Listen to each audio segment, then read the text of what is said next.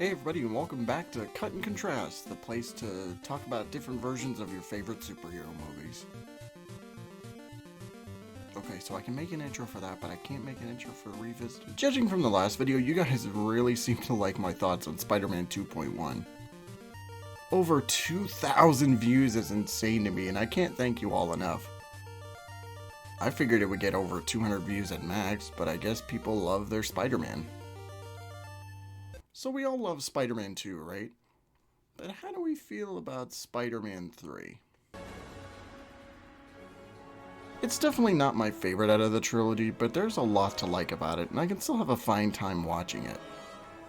Not to say that there isn't problems, because boy, there's some big ones like the crazy amount of new characters with little development, plotlines that don't work super well, and the excessive display of emo Toby that goes off the charts. Regardless, it's nowhere near the worst comic book film and isn't even the worst thing Sony made with these characters. Fuck you, Morbius. Anyway, let's get into the video itself and talk about the editor's cut of Spider-Man 3.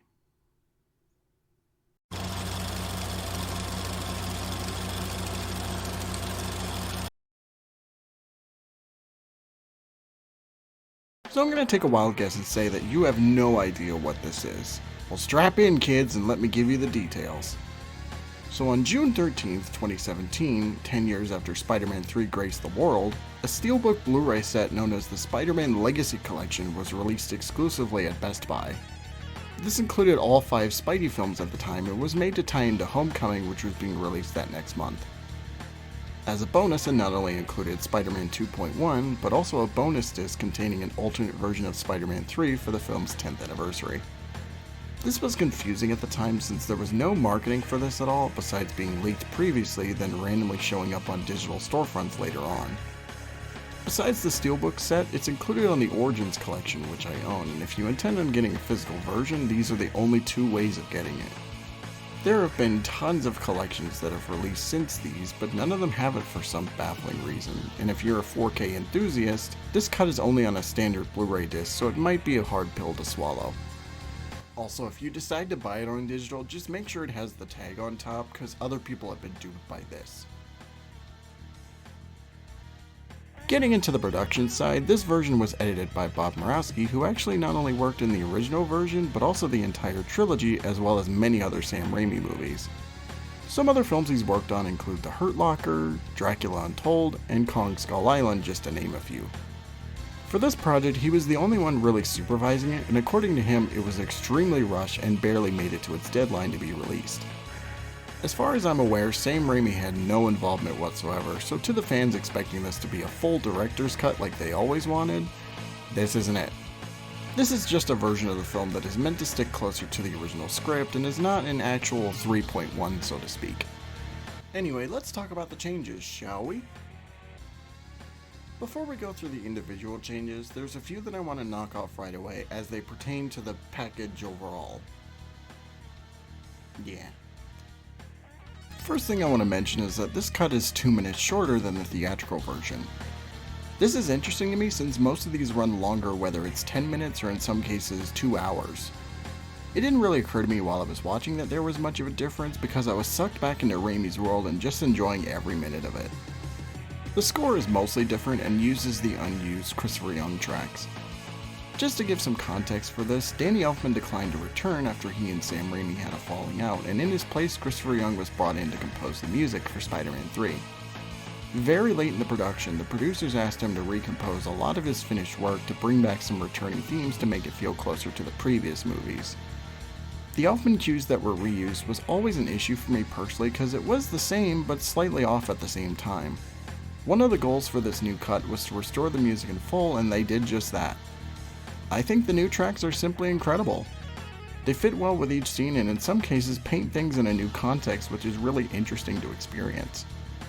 The only scene that I preferred with the theatrical compositions is the ending. Don't get me wrong, the editor's cut version is great, but I think the original just fit the scene much better. I'm a little biased as that is one of my favorite endings to any movie period, but it was weird hearing a more hopeful tune as opposed to the downplayed optimism the theatrical version conveyed. That's just me, and if you prefer the new one, that's perfectly fine, as like I said, it's a great track. Now I can't show you every instance in full because Sony would kill me, but I will give you a quick rundown on most of the scenes that feature the new tracks and give you an idea what to look out for.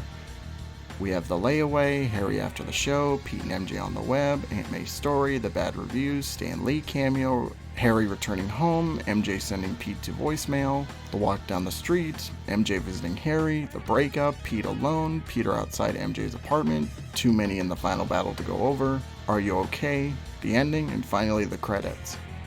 Wow. It's very interesting hearing this in real time, and if you're interested, this playlist has the editor's cut music in full, and I recommend checking it out. The structure has been altered for a string of scenes during the second act of the film, and this might get confusing, but bear with me here. In the theatrical version, it goes like this. Peter and MJ break up, Pete and Harry meet at the coffee shop, Pete sits alone in his apartment, the fight between Harry and Peter happens, Pete embarrasses Eddie at the Bugle, and then the James Brown montage ends it. For the editor's cut, we still begin with the breakup, but then we cut to Peter alone, Pete confronting Brock, the coffee shop, the fight with Harry, and then the montage. The reason for this change was to have the film stick closer to the original script, and I don't know if I would say I like it better, but it's just unique and somewhat fascinating. Some of you might say that doesn't affect anything, but you'd be surprised how much it adds to the tone of certain moments. After supposedly killing his best friend, the montage starts and it adds a bit of black comedy. And instead of putting on the black suit to confront Harry with all this anger built up, he wears it to feel better and drive home the drug metaphor that was pushed more in this version. It's not perfect, as the odd cut of him buttoning up his shirt is very disjointed as opposed to him walking away from Harry, where the transition is much smoother. I'll leave it up to you to decide how you feel, but it's worth bringing up. So now let's get into all the other changes across the film and see if they make or break this cut as a whole. So the first alteration happens during the cops chasing after Flint, as it removes the 1-second shot of him falling in the hole and instead keeps the camera focused on the background after he drops. It's very minor, but I kinda like the new version a bit better, as it leaves the audience wondering where he went and builds some suspense until the accident with the super collider. Next is in the subway when Marco looks up at the ceiling. It cuts away super quick and I don't understand why they did this. The original shot was just fine, so this makes it a bit awkward to look at. After the phone call with MJ and Harry, the scene with Peter apologizing to Mr. Dickovich has been removed completely. The reason for this was to have the characters more independent and not have their choices influenced from other sources.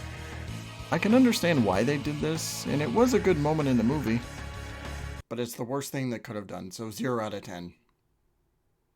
You're a good woman. I'm good man. Cinema. When MJ arrives to see Harry, we have a new scene of Peter sitting by himself, tempted to wear the black suit. I quite like this moment, as it's a nice juxtaposition placed in between scenes of Harry and MJ enjoying themselves and Peter alone and feeling much worse for wear. The new score also really helps for this new scene, and having the black suit drive home that addiction metaphor is great stuff too. Now one of the worst changes by far. After regaining his memories, the rest of Norman's speech is cut off and we're just staring at Harry doing his best Giga Chad on screen. I know they're trying to make everyone more independent, but this is an occasion where they should have kept the lines as is, because that's the point of the scene. He's supposed to listen to his father's words and continue on in his revenge quest of killing Peter by not only hurting him, but the people he cares about. I love the callback to the first movie with attacking the heart, but without the line it's so awkward as it just hangs on Harry for so long waiting for the music to finish. Next is a scene with Ursula telling Peter he has a phone call waiting for him, as it's MJ after being threatened by Harry. This scene exists in the theatrical version, but the context is different since this is after he apologizes to her and her dad, so it's a lot more cheerful. Here, this is the first time he's spoken to her since his outburst, so things are a lot more awkward between the two. For continuity reasons, I don't mind this change, but I can take either version at the end of the day. Right after the breakup on the bridge, we get an extended scene of Peter sitting on his bed succumbing to the influence of the suit, and this is one of my favorite changes so far. From the score, the creepy noises you hear, and the fact that you can see the suit fucking breathing. It's such a great moment that I wish they kept this for the final product. Still think the cut to him on the street is a bit awkward, however, but it's only a minor blemish. When Eddie is fired from the Bugle, we see Jonah talk about the retraction, but in the editor's cut it stays on Eddie as he leaves, and then it cuts to a new scene of Spidey swinging in the black suit during the day. This moment was featured in the trailers and I always wondered what happened to it. But now it's finally restored and I really dig it. Also love the moment right after when Peter takes off the suit and he's just absolutely exhausted.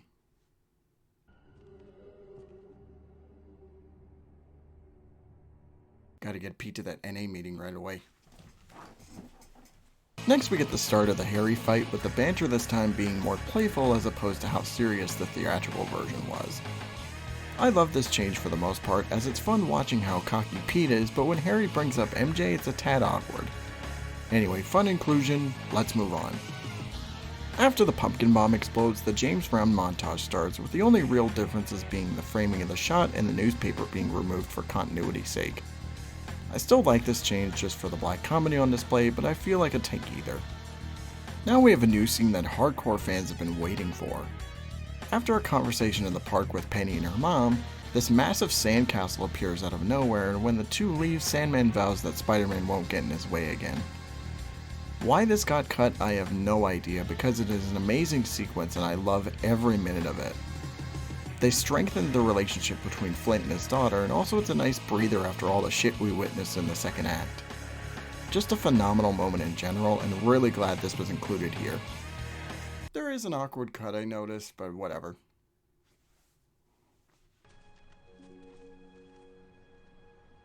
Next we have another scene that was completely cut from the theatrical version, which is the Aunt May scene in Peter's apartment.